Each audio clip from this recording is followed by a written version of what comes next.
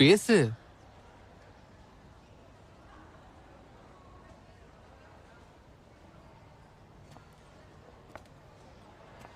இங்க பாரு, உன் மனசுல என்ன இருக்கோ அதை நேரடியா என்கிட்ட சொல்லு. இல்லனா நீ நினைக்கிற விஷயத்த நாங்க கிண்டல் பண்ணுவோம்னு நினைக்கிறியா?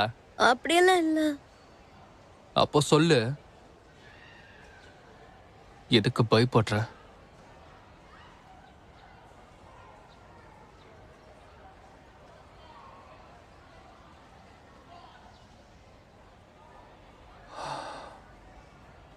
இனிமேலுக்கு இந்த மாதிரி பொருள் எல்லாம் என் டெஸ்க்ல கொண்டு வந்து வைக்காத, புரியுதா?